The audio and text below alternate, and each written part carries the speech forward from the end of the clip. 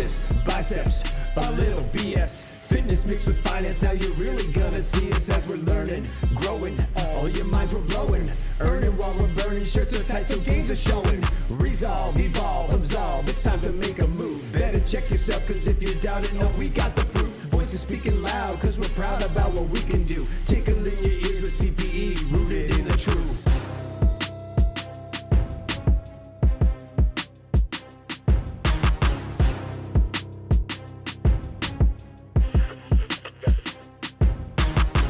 In the wildwood of accounting, we all know garbage data in means garbage data out.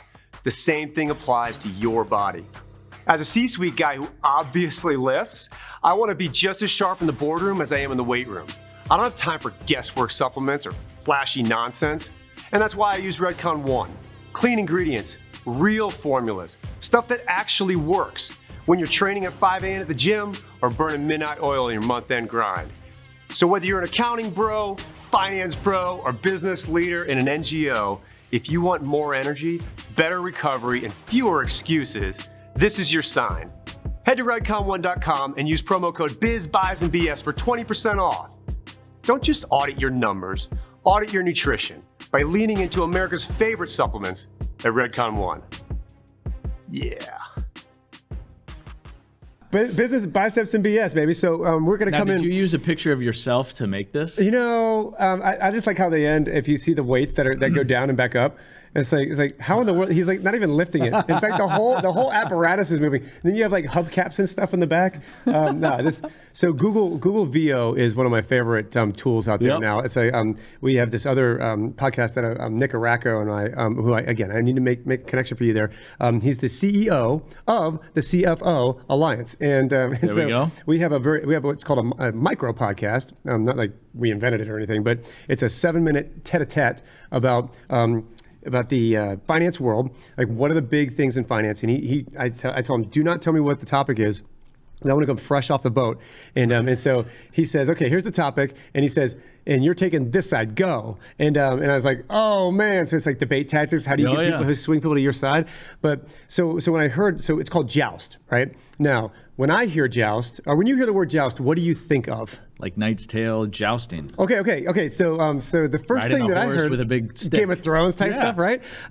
So the first thing I thought of was the video game Joust. Do you remember the video game? Yes. Where you're on like an ostrich, you know what I'm talking about? And so in my head, I'm like, oh my gosh, this is so awesome. So I went back and found, I made a logo with, ChatGPT, whatever, and said, hey, I'm trying to go with this vibe, and it's called Joust, and I kind of want to harken back to the video game. I want to pixelate it, everything like that, right? So it gave me a really cool logo, and then I took it over to the Google VO, this thing, and I said, animate this thing for me, but I need you to do an 8-second loop. And I want you to, I said, no violence. Like this is a family-friendly show. I said, so I don't need someone like a lance going through somebody. I said, I had to give it the whole premise of what Joust, the Atari game, was. I think Activision was their game. But I said, but I do want them taunting each other. And so now you have two guys.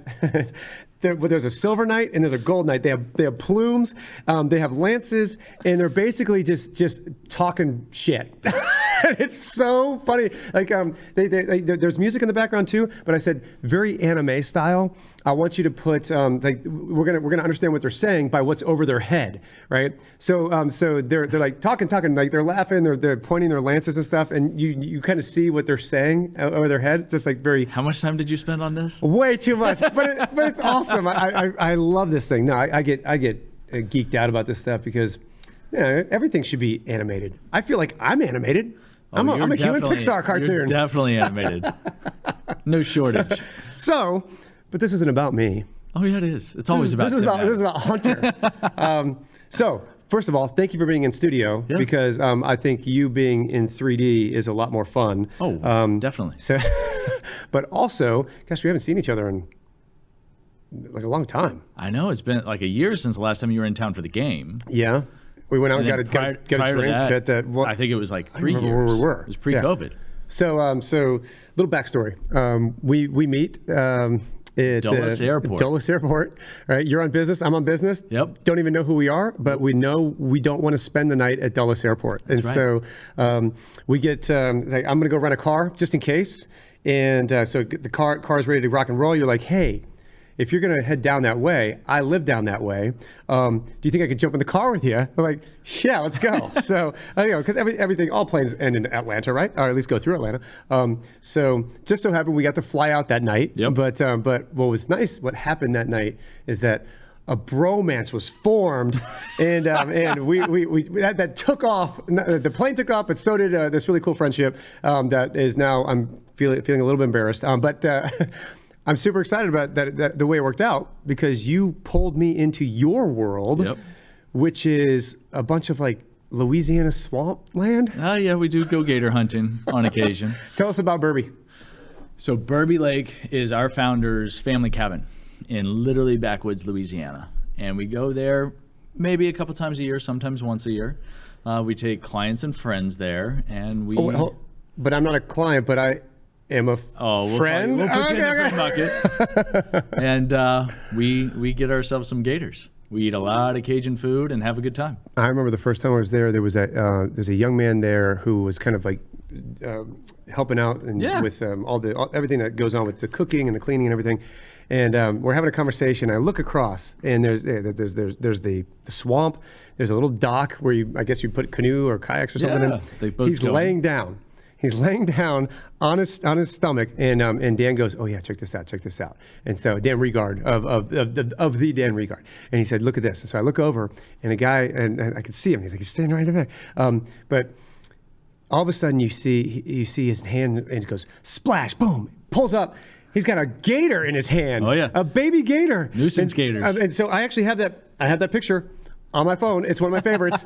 Being a Florida Gator, I was like, oh my God, I gotta hold this thing. This is awesome. I forgot you were a gator. People do that down there, man. Yeah. They wrestle them. Oh yeah. I hear that if you just cover their eyes, they're really docile. Just try to touch its feet. Teeth. The teeth. Feet or teeth? Teeth. Don't worry, it won't close. The mouth won't close. It's gonna be fine, man. Yeah. No, it was a really good time. Got to learn a lot about IDS and all the cohorts that you guys bring to the table, to who you guys relax with, and I made some really good friends that weekend. Still talk to everybody, which is nice. So I think I got pulled in. Either that's a cult, but if you remember, going back to how we met, we were sitting in the airport, and it was actually your business partner that I was talking to at the time. That's right. Because we're both sitting there moaning and groaning about it being like the 7th flight canceled that day. You were off at the restaurant or something like that. Laptop was up. I was at the bar working. There we go. And he said, you got to meet Tim. And so we walk over and we start chatting. It was like you had the kernel of an idea that you were starting up, and I was a data nut. And so we started nerding out in the bar while he made the transportation, because I had to get home to my son's birthday the next day. So no matter what, I was getting home. The question is, was I going to drive solo or with you guys? And we were ready to go. And you're like, get on the plane quick. There's a window without wind, and we're going to try to take off. That was a bumpy ride. Yeah. We got out, though. We did get out, and we got home. It was like the last flight out of that. It was that movie with The Rock, and he flies that plane through L.A. L.A. is like just crumbling down. It felt like that plane, but we made it. We did. Well, so thinking about when you're flying planes, so you have the aircraft, you got the Air Force guys, and you have the Navy guys, right? And you know which one's which. Oh yeah, how they land. That's right. That's exactly it, man. Yep. One wheel and boom. It's like when you don't feel it. Yeah. Good job, sir. When you feel it, boom, it's like, oh, okay. Navy. Yeah, you gotta catch that cable, man. You gotta catch that cable. Absolutely. No, they have a lot of respect for those guys. It's you're pushing 10. That's what you're doing, sure. right? Okay, so Hunter, you have to tell me a little bit about yourself. Give me a quick bio of why you're even here today. I mean, because you're probably pretty important, I'm here because you asked me. Well, thank you. And you live like 20 minutes down the road, right? Yeah, that was great. Super convenient. You are a part of, you do many things. Yeah. And we're going to get to your book, because we have to talk about this book, because we are both new authors, right? Yeah. But I'm not stealing your thunder. This is your day. But tell me about, you are a practicing attorney. Nope. You are not a practicing attorney, but you hang out with a bunch of attorneys. I do. And you help attorneys do things great for their clients. Yes. Okay, so that's where the IDS comes from? Yes.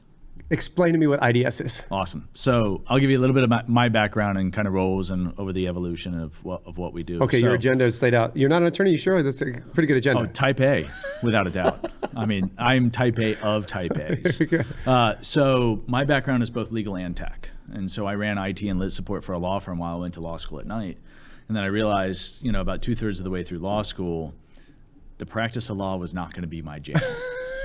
Motion practice bored me to tears, but I still liked being in the practice. I liked being part of the cases. I really liked the investigations, understanding where the evidence was going. How can I piece this timeline together to understand the claims, the defenses, those types of things? So it was the discovery aspect. And the partner walks in to my office one day and goes, "Hey, do you know about this new thing called iDiscovery? Like, I think it's like discovery, but electronic." And I was like, "Yeah." That's a little E in front of it? Yeah, exactly. And so lo and behold, it was this new industry that was kind of coming up, and it was like, well, is it paper or does it start electronic? And that was back when OCR was cutting edge technology, and that was a version of it. And so I started building databases to manage it. I started becoming, and then I realized when I graduated law school, I didn't really want to practice law as I had realized, but I loved being part of it. So I stayed on the consulting side, became a testifying expert in the space, kind of found a good niche and more of a structured data kind of big class actions, those types of things. Joined IDS back in 2017 as the director of data analytics, was one of our testifying experts. And IDS stands for? iDiscovery Solutions. Okay, very good. Yeah, yep. So no more E, it's I. Yes, because, we're intelligent now instead of just electronic. Oh, okay. I just thought you just picked a different vowel. No. It's working your way down. To be fair, it wasn't us. Joined as the director of data analytics in 2020. I took on the role of COO. That was a cool year to do that, right? Nothing happened. I remember when you did that, by the way, because I remember how stressed you were. Oh my gosh. Well, I mean, think of it this way. We were having one of the best quarters of the company's history. And I was flying home from London, having just signed a new lease and welcomed 2 new directors over there, to be writing the business continuity memo that shut down our offices, or closed them, I should say, sent everybody home due to this little thing called COVID. Oh my goodness. And so we managed through that. We got to it, and then this past summer, I took on the role of president. So congratulations. It's been a journey. Yeah? Yeah. Wife's applauding, right? I hope so. Yeah? The kids are excited? Yes. So days. with now that you are at the helm of the organization, right? Do you have a board or anything, or is it? We have an executive team. Okay. So you don't have to deal with a board? No. Fantastic, man. Boards are the worst. Well, I have to deal with a shareholder. Okay, well, a shareholder? Well, it's there's a trust, and there's, the question is who's the boss in the shareholder group.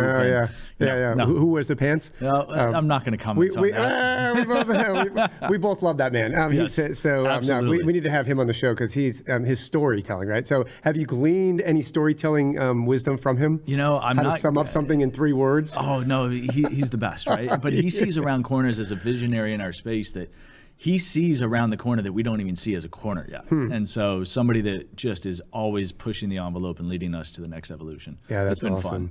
So now as president, you have now taken this on.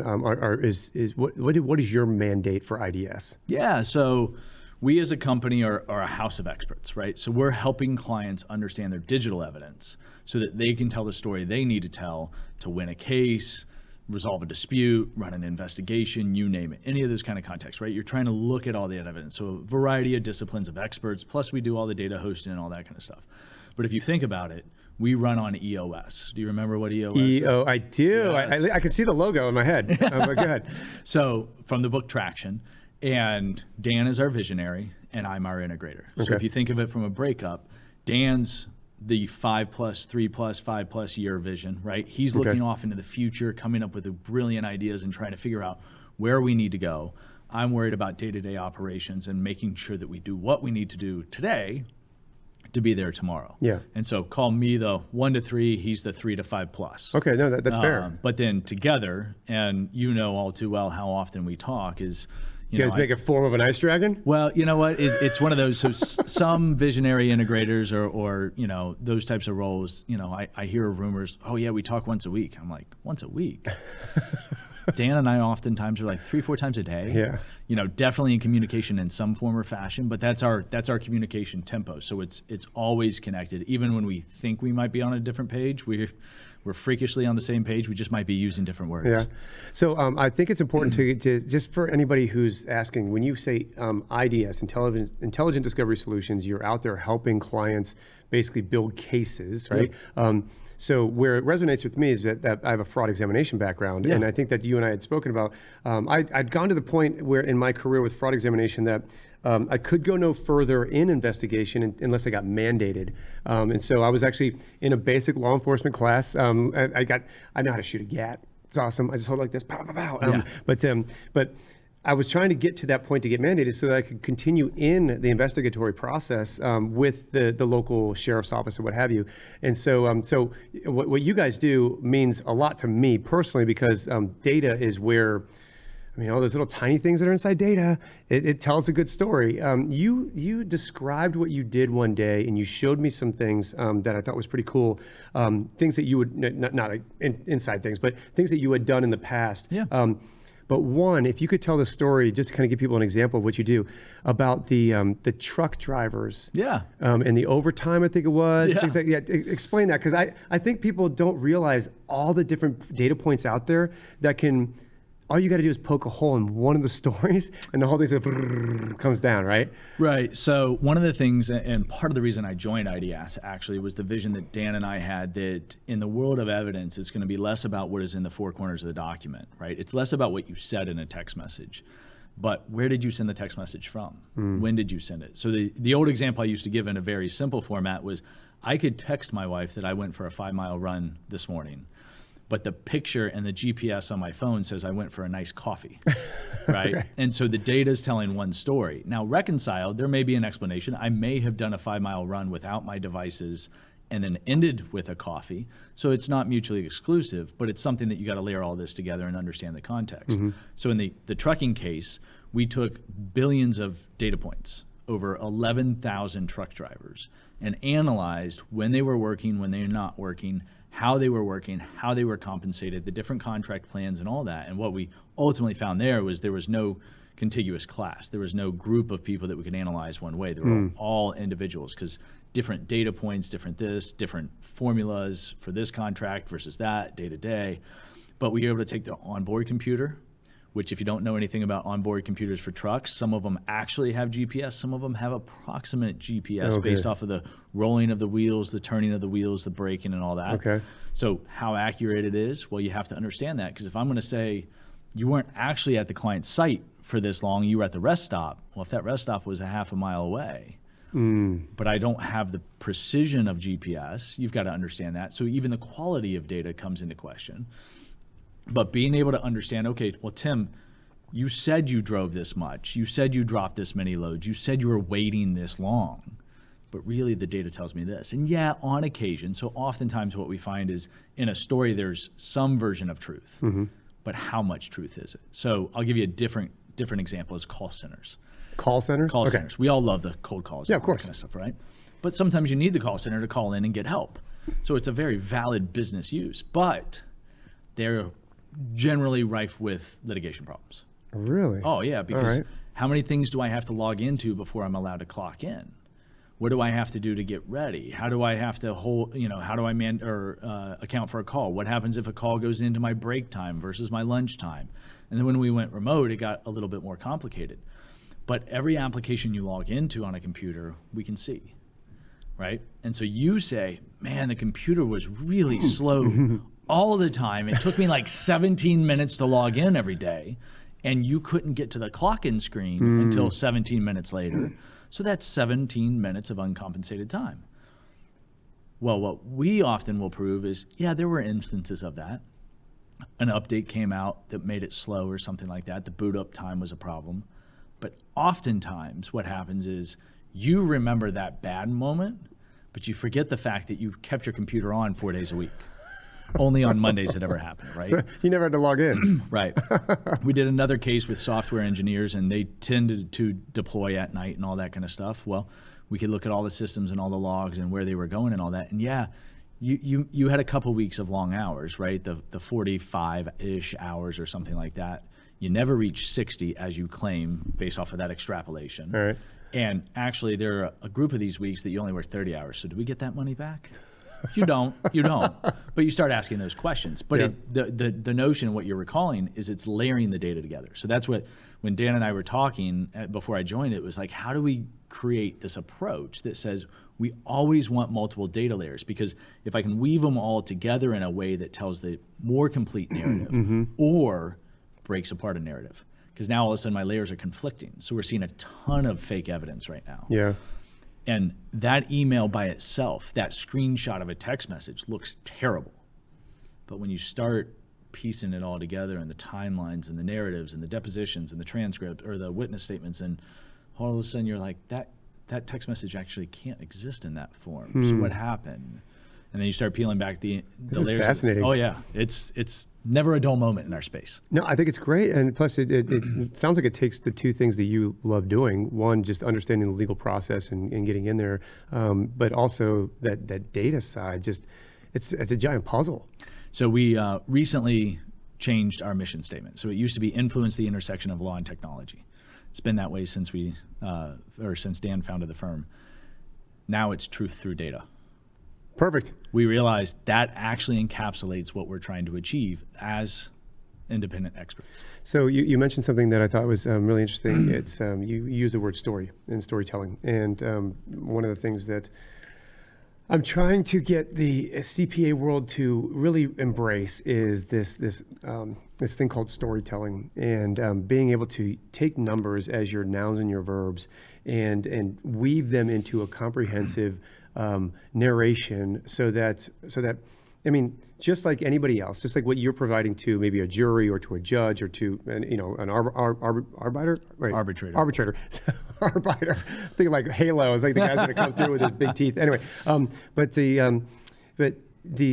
where I think a lot of the accountants and finance people really get tripped up is that we're so concentrated on the work that's in front of us, the spreadsheet, the math, and all these different things that happen in our forecasting. Okay, drop down box this, and that assumption, what does that do? And we're just so locked into this cubby hole that we never actually take ourselves out of the cubby hole and kind of look around and go, well, how does that even fit in the overarching story of the organization, right? And it could be something as small as just analyzing the fluctuation from one month to another month, which I know you know how to do, because when you're COO of an organization, you learn very quickly what that means. Oh yeah. A variance analysis, right? Or it could be as large as something significant happened in your social media profile, and you didn't see the hit on the sales side. It's like, what happened? Like, why did we get all this viral video, but it didn't translate into dollars on merchandise or ticket sales or what have you, right? So where's the disconnect? And so one of the things that I think is really important from a professional standpoint, right? And I know you know this. In fact, I would say that lawyers are probably some of the best in putting together these narratives. Probably not always fully truthful narratives, but you kind of lead them in different ways. I'm saying litigators, the litigators, right? Don't let the details get in the way of a good story. Truth and data. So you look at this and you say, okay, how can I help the accounting world embrace this? Because one of the things that we're really good at doing is analyzing all these numbers. But if we can't communicate what we're seeing in the numbers to the client, to the stakeholders, to the investors, what have you, then what good are we really anyway? Well, so there's something a premise to start with, right? As you know all too well, there's a difference between correlation and causation. Okay. And so for us, that's paramount when we're analyzing any other situation. Did this action cause that reaction or that result? Or are we simply talking about two things that happened at the same time? And so did the delay in these software platforms cause the inability to log in? Or is it just the fact that you logged in later because you went and took a shower?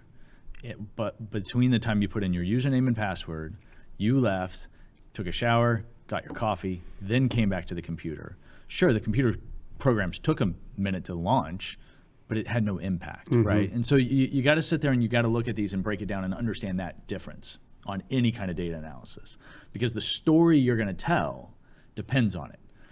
This caused this, but for this would not have happened, versus, hey, these two things happen, and the most logical explanation is that they're related or together or they caused each other, but you can't prove it. So Okay, yeah. Continue. This is fascinating to me. But if you get back and you're going through any kind of analysis, and so I had a great kickoff call with a new client yesterday, and the first thing we talk about is, what's your goal here? What is your goal for the analysis? I got a list of like 12 things they wanted out of a computer analysis, and I had the team on the call, and it was like, but I get the request. Those are tactical. We can execute those, check off the box, deliver the results, those types of things. But what's your goal with this analysis? What are you trying to understand? And so if you lead with the question and understanding what they're trying to answer, you then know how to frame the information. You then know what story you can tell. Hey, our results on the social media seem to be completely disconnected from this other effort because there was a viral push over here that had nothing to do with our concerted effort over here. It just happened to be in the same timeline. But you know what the question you're trying to answer, because I find oftentimes the nerds of us, the ones that like the data, the ones that like crawling through spreadsheets and figuring out what happened, get fascinated with the facts, but forget the context in which we're trying to investigate. I think that's fair. So let's talk about AI, because when we start looking at AI specifically inside, I had Sam Levy, who's the global senior vice president of Oracle NetSuite, on last month. In fact, his just dropped a couple weeks ago. We're a NetSuite client. Just he's awesome. He's awesome. But yeah, great platform. And one of the things we were talking about is, I said, hey, you know what would be really cool is that inside NetSuite, if you had like, I was calling it the Nad AI button. We'll just call it Naddy button. He's like, yeah, we have a button. It's called Ask Oracle. But I was like, oh, okay, well, if you want a name, it's all about Tim. Nad AI. But so I said, what would be really cool is that if I could just like say, hey, whatever's on the screen right now. Let's say I pull up an income statement, pull up a trial balance, whatever it is. Say, can you give me just read this for me and tell me what the story of my organization is, right? And so the what that would do for me is that I would be able to kind of read something in human terms, right? And say, talk to me as if I'm an 8th grader. Talk to me about these different people. And AI can do that, right?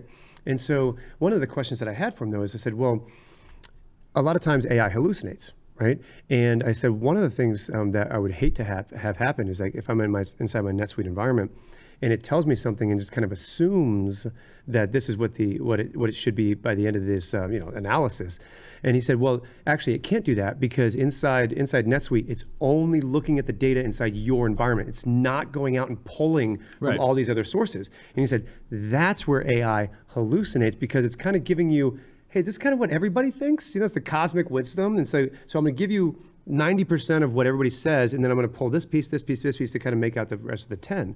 And so in your side, like AI, I'm assuming that I could take all the data sources that you're putting out there, throw it into ChatGPT, Gronk, Cloud, whatever, pick it, and say, tell me the story. What's happening here? And it could probably get me close to it. It can help orientate. So think of it this way, and first of all, love AI, have a lot of fun with it, right? And we're looking at multiple use cases. I've even been vibe coding, because that's fun now. You're a vibe coder? I can't, the words don't cool feel glasses? right coming out, but I am having fun with it. But one of the things with any of the AI is it only knows what you tell it, or the context in which it can get to. Okay. Right? So think of your financial transactions idea, right? Mm-hmm. It knows the universe of information in NetSuite. Mm-hmm. But what if what you were looking for isn't in there? What if what explains it isn't in there? And I'll tell you an example that happened back in late 2020. I love our data. I spent a lot of time in our data, trying to figure out where we can move, how we can move. You got a little data on your face. Yeah, right. I was trying to understand, with the downturn and everything going on, what's going on in the business. So I was pulling in data feeds from everywhere. What I realized, I was literally watching an episode of Ted Lasso, was I wasn't asking the right questions to the team to give me context on what the data meant.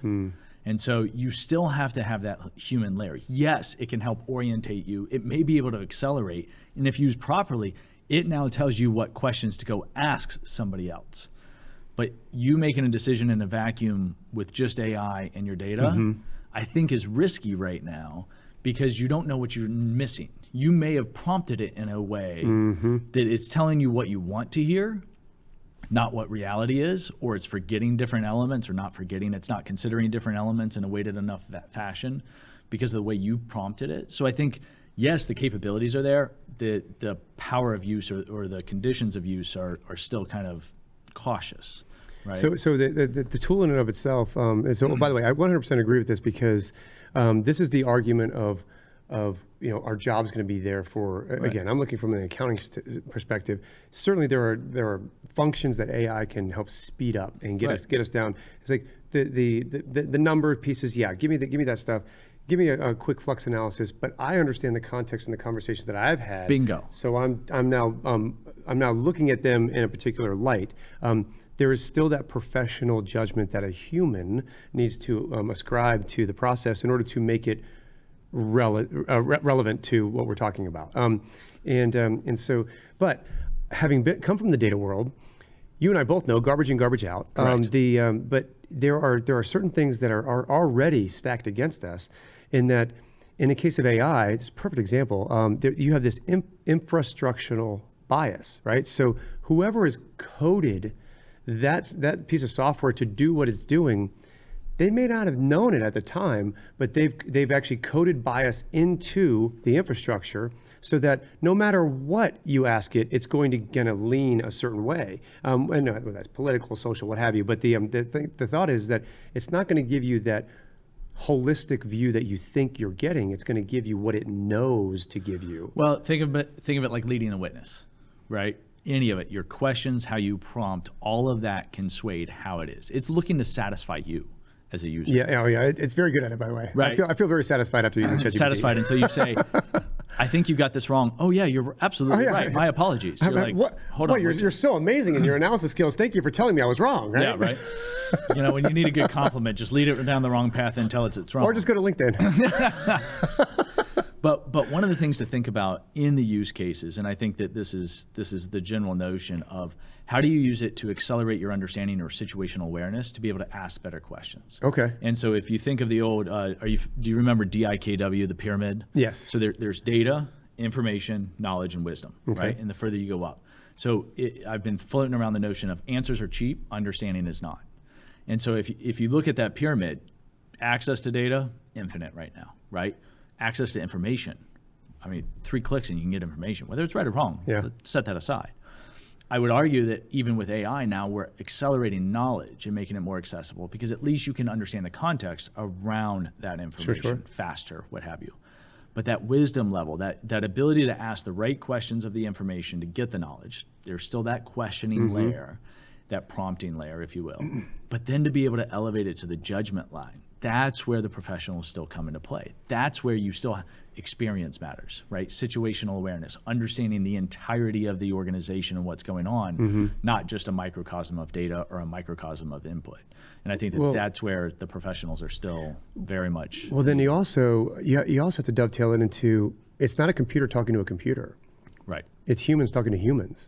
And so even if you had all the data and you had these really pretty pictures and everything, you would still have to communicate that to a human, so that they can understand it so that they can understand it. Like you take it down and put it at the level that they understand. Because I know not a lot of people are data savants and lawyers and what have you. So you have to make it to where they understand it so they can make a judgment on it, right? And I think that when we have all these tools in front of us, when people come down and say AI is going to do this, AI is going to do that, it's like, yeah, sure. I think it's a great tool. I love playing with it. I love the research aspect of it. I was just having a conversation with some students who turned in something the other night, and I totally encouraged them at SCAD to use AI. I said you should be using it. It's a tool. It's just as if 10 years ago I was using Google to search for it. Now it's just super fast. So the problem is that when they put it up there, they didn't cite that they used ChatGPT. Right. And I can see it. It's clear as day the way it's like we've been around enough to like that's AI. Yeah. And so I told him, I said, there's nothing wrong with using it. It's just that when you use it, just let me know. Like just let me know that you've actually taken the time to say, hey, we use ChatGPT to help us with this analysis. But so I agree, because I'll sit there and I use it a ton for ideating. Right? Yeah, sure. Or for developing a story and saying, here's what I need to convey. Give me a good analogy that would convey this point to somebody else who from this perspective. It's a great way of developing a narrative. Do I copy paste? Not generally. But there are elements where I was writing I think it ended up being like a 19-page memo, but I brain dumped into it for a couple of hours, right? Yeah. I mean, it was just It's the prompt of messy. prompts. It was messy. It was input. It was all over the place. It was not organized in any fashion. And then I got it to refine it. And instead of going through and saying, I got to iterate this 19 times and I could spend another 3 days trying to make it Hunters, I just said on a disclaimer, I use ChatGPT to generate this. It's generally accepted. I made a few minor grammatical things that, were just obviously wrong. Read it as is. Yeah. Right? And I think that that's fair for everybody to say, like, look, it's a tool. I don't need to rehash 19 pages of content that's actually fairly accurate and very helpful for the issue at hand. But I'm also not going to claim it as my own. And so you see a lot of hallucination issues and a lot of things happening in legal. And there was the recent case opinion on whether or not your chats with AI is privileged out of I think it was the Southern District of New York. And why would it be? It's a third party. Well, now they're getting to the point where, because we're about to talk about your book, that if you create inside AI, they're saying you can't copyright it. Right. Because it's not your information. It's like, yeah, but it was my idea and this, that. Like, no. That's not the thing. Is you're tapping into the cosmic wisdom of the internet in order to create something that you may have had the genesis of the idea, but you didn't create it. The ChatGPT or Grok or whoever it is created this thing. Now, it's your responsibility to go out and basically pull it down, paraphrase it, put yourself into it. Right. And that's where I think these students they came back. They were very apologetic, which my goal was to let them know, like, look, I'm a super cool professor and I don't mind this stuff, but this is the reason why on the very first day I told you I'm a huge AI proponent. You should be using this. Right. But if you use it, just please tell me that you used it, because if you're in another, explain how if you you're in used it. another class, Yeah. if you're in another school, if you're in a boardroom, if you're anywhere else and you pass that off as it's your information, Correct. that's bad. Everybody's gonna. It only takes one hit on your credibility for people to go like, oh yeah, don't worry about that guy. He's just gonna look it up on AI. I was like, I could do his job, and then all of a sudden you're irrelevant, right?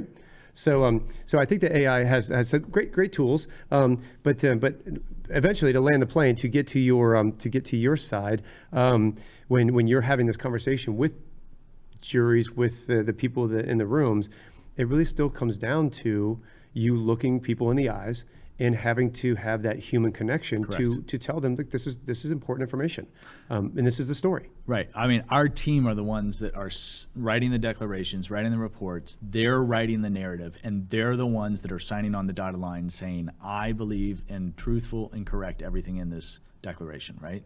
They're the ones that get deposed. They're the ones that end up going to trial and sitting on the hot seat. They're the ones that's going to have to withstand that scrutiny of opposing counsel saying, do you know how to do this? What are your credentials? And if you say, hey, I put it in ChatGPT and it gave me an answer, which some experts have tried and got Dalberted. Oh, absolutely. Versus, look, there's valid case law out there too that says you used it to replicate or you used it to validate. Absolutely, it's a tool, as long as you understand how to do it yourself. And so if I have a paragraph or if I have a statement, we were talking about this earlier this morning, and I want it rephrased. I want it synthesized. I want it reconciled against something else. It's a great tool to be able to help make it more readable, right? You talk about readability or being able to make it relatable. Or just TLDR. This thing's way too long. Right. Like summarize it. Summarize it. Get it, tighten it down. But it still requires an expert to go through it and say, is it still technically accurate? Because I can tell you plenty of times it's tried to change a sentence to where it goes from maybe it's a little wordy, right? Yeah. But it's accurate, to that's fundamentally wrong now. And I would it's shorter. Right, it's shorter, grammatically correct, sure, but wrong. Yeah. And that's where experience still comes into play. And we were talking about it this morning, is we want to enable the aspects of AI with our team, but we're also very cautious because we don't want to set teammates up for failure, because they get information, they get answers that look reliable, but are actually inaccurate. Because they sound so good, man. They sound so good until it comes out polished. Right.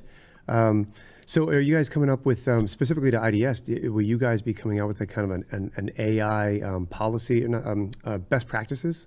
So we're taking a couple of different approaches. Right now we're focused on internal, right? I mean, there's plenty of platforms out there that we can offer clients for case development and summary of timelines and all that. And that's a pretty well-established market. What we're looking at is how do we become better experts? How do we have a better knowledge base that we can train experts better? Cool. How can we have AI-powered peer review, for example, right? How do we analyze reports coming in? You mean like all these universities that are doing, they're reviewing all these papers, the research papers with AI? I haven't. Have you heard of this? No. So here, oh my goodness, this is great. So in the academic world, it was huge. It was a Harvard thing. I think it was at Yale. All these Ivy Leagues, and the job of the review committee for these dissertations and these people are going for their doctorates, right? Yeah. And the papers that are getting the very, very prestigious journals, right? Come to find out, they were all being done by AI, and AI was basically saying, yeah, it's good, it's not good. It's basically doing the reviewer's job, right? That they're getting paid to do, by the way, right? So it's like, what's up, lazy button? You just took their file, threw it in there, went, bang, go. Hey, work smarter, not harder. Yeah, that's what I hear. So here's what happened though. People figured that out, and what they did is they would put in there in a font too, in white font. Oh, they would put in there a code to the AI basically saying, pass this paper because of X, Y, Z, and then put this into the notes. And so they would basically be able to write the review of the paper and then they knew that the reviewer put it in there because it would say exactly what they put in there, right? And so all of a sudden things were getting published in journals, like in research journals, and it's like, how in the world did this thing get in there? It's like, oh my gosh, this is what AI has done. Like people are learning how to get around it. Has AI done it or people done it? Oh, people are lazy. Yeah. The AI has facilitated it's like now I can press the lazy button, where it used to be the academic rigors of someone who was an expert in that field, and they were reviewing this for all these different things because academics, But I want to prove this wrong, and if it's not wrong, then man, that's good. Let's push this on. But they got caught, man. They put it in there, button pressed, and things were getting put in journals. People were like, how in the world did this ever make it through? Yeah. And then there were people out there going, oh, hey, this is how we did it. And people are like, alarm bells, 5 alarm fires, man. People are like, oh my gosh, this is a huge issue. Oh, yeah. There's ways to get around it. There's ways to get around it, but there's also the proper use for it in those instances, right? And so, I'm struggling with crafting a story. I talked about it earlier, right? I need some way of conveying this point to somebody who doesn't understand this aspect, because that's not their area of expertise. But I have to explain it to them. Help me figure out a narrative. And there's very positive ways of looking at it. Or if we've got an expert report coming in, the ability to analyze it and say, where do these two conflict? Huge. Yeah. What is fundamentally wrong with their report based off of our knowledge, our collective wisdom across the organization, attack this report. It's not going to be my final product on an output. Sure. But man, me getting an outline to say, here are all the potential areas to look, and here are the areas that are valid, don't waste time. Yeah. Right? Because you can waste a lot of time in that could be a areas. 100-page document. Right.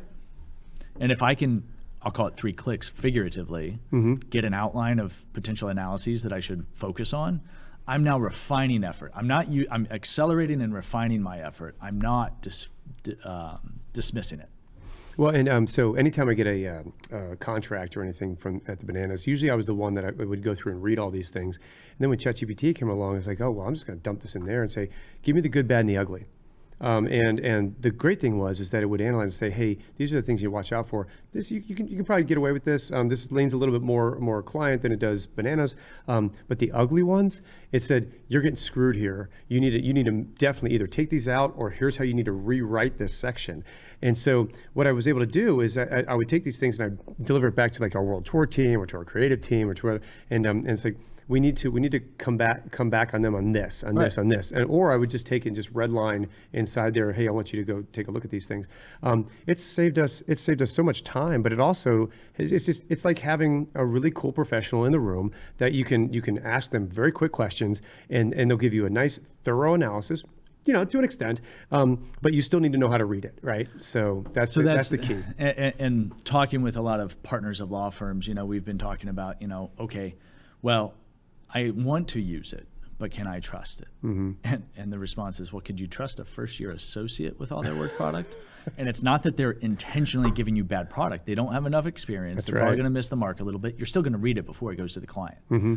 And so if you treat it as a junior, if you will, if you treat that AI as a tool, a resource, not a peer, not a true okay, this perfect is way to think about it. Easy out the door, then it's responsible, right? Yeah. Because you're still reading it, you're still saying I agree with it, but do you have to draft it from scratch? Do you have to I know another platform that allows you to bounce contracts off of your standards. Oh, very cool. It will automatically redline it for you, and you kick it right back out. You're still going to read it. You're still going to make sure that the red line, or the business situation. Sure.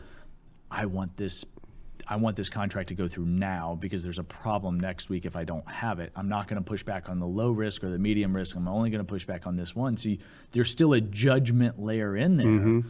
But to have a system that can do it for you, why not? So you've got all this experience.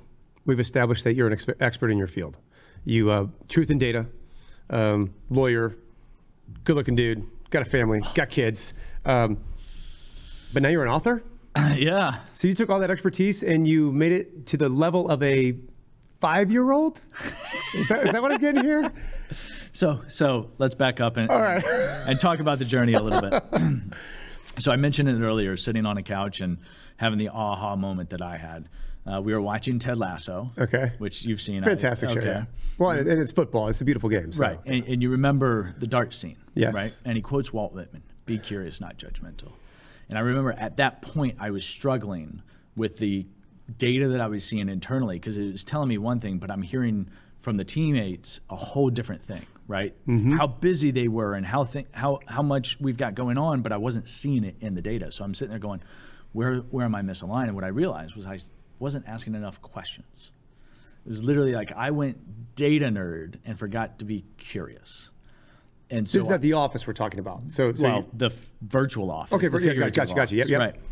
So I started going on curiosity walks, literally walk and talks, and pick up the phone and go outside for a walk and started asking questions. And I started understanding what was going on. I was missing a whole bunch of that context, a whole bunch of that input that's not in our data. Mm-hmm. It was around the data, right? So it was that missing information. So once I realized that, then I started realizing how important curiosity was, particularly in leadership, because I could run reports, but did it tell me the whole story? And there were a whole bunch of different elements. And so what started off in some musings became a TED Talk, caffeinated with curiosity, because how much I love my coffee. And you're also very verbose. I don't know how you even got down into 7 minutes. Wow, I am. For the record, I'd like a transcript of this and who said more words. But then it came down to a book, and when I was writing it, there were all these different lessons that I thought were very important that I had learned through some aha moments before it got rough, but some. But give me an example of one of the lessons. Patches. Ask more questions, right? Or asking why, getting to the root cause. I am a fixer ready to go, right? You start talking to me and I'm immediately formulating the response and the answer so that we can get off this Zoom meeting to get to the next Zoom meeting. How does this work out with your wife? Fortunately, I don't have Zooms with her. She's at home. But if we think about that, right? I'm constant, I'm in problem solving mode before you finished your problem, right? Yeah. And so I realized that I had to take a step back. I had to slow down a little bit. I had to be more intentional about asking questions and being open to, well, maybe there's a different way we need to do it. Challenge the assumptions. And because doing it the same way but fixing the problem is kind of the easy way out, but challenging myself to slow down and be open and ask the right questions to get all the inputs, the different perspectives. And I am a strong personality sometimes that I can bulldoze a conversation, that I realized I had to step back and give that space that literally for me, sometimes while on that Zoom sipping a cup of coffee, just gives that little moment of silence that somebody else will chime in. And it's amazing how many times that little gesture has opened the airwaves, if you will, and allow others to chime in, that it came into a book. And as I was writing it, though, I had all these different lessons, and I was like, how the heck am I going to string this together? Yeah. Well, I have kids. I have 4. Yeah. And they're beautiful. They are. And they ask a ton of questions. And so it was actually inspired by the fact that that kindergartner at the time was asking relentless questions. This is the why. Why? Why? Why? Why? Why? Why? Why do you push that button on the coffee Why? maker? Because it makes everything go, right? But you're sitting there going, okay, and there was just this notion, and I did more research, and you realize that as kids, when we're that age, our priority in life is understanding everything around us. And so we're naturally the most curious. And then somewhere along the way, we actually become less curious out of efficiency. For the sake of efficiency, I got to get going. Yeah. Right? So I'm not going to... I'm just going to put that aside. I'm just going to, yeah. I don't understand that, or I don't know, or I think that's good enough, but I got to move on to the next Zoom. And so I realized that childlike curiosity is where, when you're really trying to lead the team, when you're really trying to take it to the next level, that actually has to come back into play. Because it's no longer you making a decision in a silo. You've got to get the information from around you. It's not your decision anymore. So out came a book, the 5-year-old CEO, Power of Childlike Curiosity and Leadership. And it's out there. It's on Amazon right now. It is. Are you an Amazon bestseller? I was momentarily. Okay. Once you're a bestseller, you're always a bestseller. Yeah, I have a screenshot. That's I think all you need. it was like top 10 in the consulting world or something like awesome. that. Took that screenshot quick, make sure. There you go. But it's there, and recently the Audible came out too. So, and no, I did not narrate it. I could not listen to myself for that long. Who'd you get, The Rock? Did you get Tony Soprano? You'll have to listen to it. It's got to be a guy with an Italian accent. Hey, it's like, like the James Cagney guy. Oh, there we go. There we go. So what is the voice? Is it a deep baritone voice? Yes, it's a very rich and authentic voice. It's not an Australian dude. No, I tried the Chris Hemsworth, the lighter childlike voices, and it just sounded weird with a real business. Oh yeah, that is kind of strange. Yeah. No, so I'm really fascinated about this because I'm in that journey as well, getting to almost publishing the book, right? Yeah. We went with different publishing houses, which is totally fine. You chose wrong. I chose right. That's what I hear. But you are now out there. You have this physical, tangible item that people can touch, they can look at, they can see just a little bit of what you're thinking, some of your wisdom, your nuggets that you've earned over the years. And how is that book? One, what has it done for IDS? Yeah. What has it done for you personally? And then what kind of doors, 2, 3, 5 years down the road, where do you think this is going to go? Yeah. So me personally, it was something that I wanted to do, right? And it was one of those things that I wasn't sure if it was a real thing. And so I asked a couple clients to take a preview, and then they liked it. So I sent it to a publisher, and one picked it up, and I was like, oh shoot, like this might be real. And it's a short read, right? I'm going to be an author. I know. I think the most awkward moment was when we had a little book signing launch party here in Atlanta, and I had neighbors, I had family, I had clients all in the same room, and my picture was everywhere. It was interesting. So, and still, like these are three things that are not ever supposed to meet, and they're all in one place. It was very interesting. But it was also a lot of fun. I mean, seeing the worlds collide and all that kind of stuff, because they've all heard different versions in different parts of the journey and all that kind of stuff. But still, signing the book in front of somebody is still that interesting, like, okay, this still feels weird. I'm proud of it. I believe in it. You know, it was something, it's not what IDS does, but at the same time, it is who we are, right? It's kind of how we do it. We all, as an investigator, right, the ones that really shine and really have fun doing what we do, they're naturally curious. They're naturally asking. Yeah, you kind of have to be in that investigatory stuff. Yeah. And so if you think of it, this was an evolution of that experience gone into leadership. That it really says, okay, how do we embody that curiosity for the betterment of our clients? And so when it comes to clients, it's been a lot of fun because I get to talk to them, especially now that I'm doing less of the testifying myself. I get to talk to them about a different level, right? You get to talk to law firm leaderships or corporate in-house counsel about the leadership within legal and how it's transforming with AI, how being able to ask the right question, whether it's AI or of your team, is the most powerful asset, not having all the information in your head, right? Because again, answers are cheap, understanding is not. So if we go with that, anybody can get the answer about a statute really quick, but do you know how to apply it? Do you know how to understand the facts and whether or not that statute even applies? that's where experiencing your teammates and being able to ask the right questions come into play. So it's been a real fun conversation to be able to talk kind of around what we do without having to talk about, we analyze the ones and zeros and bits and bytes. No, you shared a story earlier that I want to capture here about how one of your clients had read the book. Yeah. And it actually affected them in one of their meetings. Yeah. What was the parable that came through? What was the little seed of truth that helped your client? So I don't remember which one specifically helped them, but the one that I've gotten the feedback on is the idea of the yes and comment or concept. Improv. Right? Yes. Improv, baby. Well, if you remember our trip to Burby Lake, That's Michael right. Chaliff actually is the one that Correct. introduced me to it. And the idea of going into a meeting and saying nobody can break down the problem. This is a innovation a building session. Mm-hmm. So you can only respond with yes and notions. And so if you take that, and it's amazing what will happen and transform a meeting from here's why it won't work, here's why it won't work, here's why it won't work, here's how we've always done it. But you take that and transform it into a more inclusive, okay, that's a great idea. And if we did that, we need these resources to be able to achieve that. And if we get those resources, we need this budget. And it becomes this building block of fun. And eventually you get back to where you may need a but for every once in a while.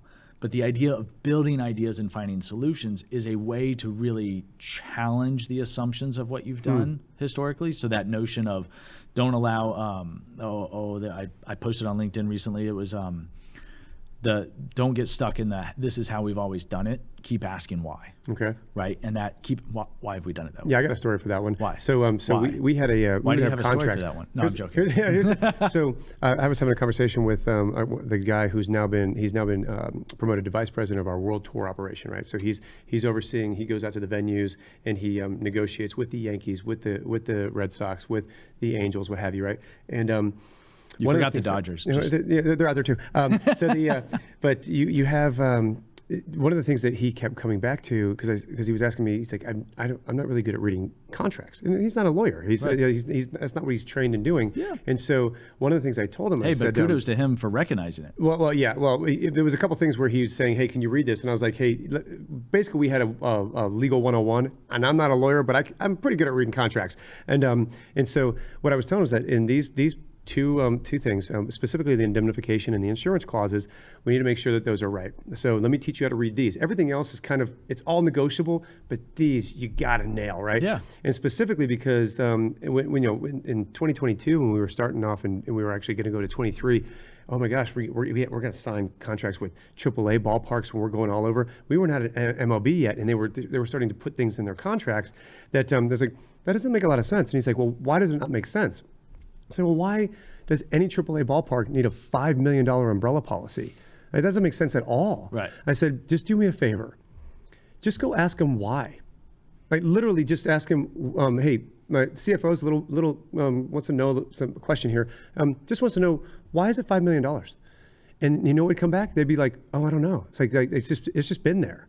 No one ever challenges people on these things. And so so I told him, I was like, all you got to do is if you see something kind of strange, that you have a certain level of expectation. He's been doing this for many years now. You have a certain level of expectation of what you should be seeing in that document. If something bucks that expectation, then you have to stop and go, why? Why is that there? Where have you been burned in the past that you now have to put this in because you don't want to get burned by us, right? As long as there's a good reason for it being in that document, then thumbs up. We'll if it's against us, we'll negotiate it down. Whatever. Then if you understand the why, now you know how to solve. Yeah. Okay. Perfect. What is that in your book too? Probably. If not, I should add it. Truth and Data. That's your next book, right? So what ended up happening is that now when he looks at these things, he'll come upstairs and perfect example. He goes, hey, Naddy, this organization wanted a $10 million umbrella policy. And I go, and he goes, I got him down to 5. I was like, yeah, it was a Major League Baseball, right? So I was like, the organization was like, good for you, man. Because he's like, no one knew why it was in there. Like, and that's what I'm trying to just to teach is that don't take those words for face value. Right. Because a lot of the people that are pushing these things, that's a template that someone used way over here that's like, oh, that will definitely apply, because you're in the law. You give them one contract, and they use it for everything, right? It's like, oh, we just changed the name. I was like, yeah, that's not how it works. Right. But no, so I think that's fantastic. So if I'm gonna go get your book, Yeah. how do I get your book? Amazon. Amazon. Search for my name on Amazon. Yeah. And it'll pop right up on the top. What is your name? Hunter McMahon. How do I spell it? Hunter McMahon. Okay. No, I think it's great. So Hunter McMahon, Yes, you sir. are IDS president, Yes, sir. family man, Yes, sir. now author, Yes. and soon to be sage. I'm excited to know you. I'm excited that you're here on Business, Biceps, and BS. So can I just get one flex before we're out? Oh, no. Jump where No, you no. put. I'm not flex going on up it. against those guns. Come on, No baby. way. Hey, listen, I'm really excited. Thank you so much for being here. Thanks for And having me, I can't wait to throw this out into the ether and watch people laugh at us. Yeah, why not? It'll be fun. A good deal, baby.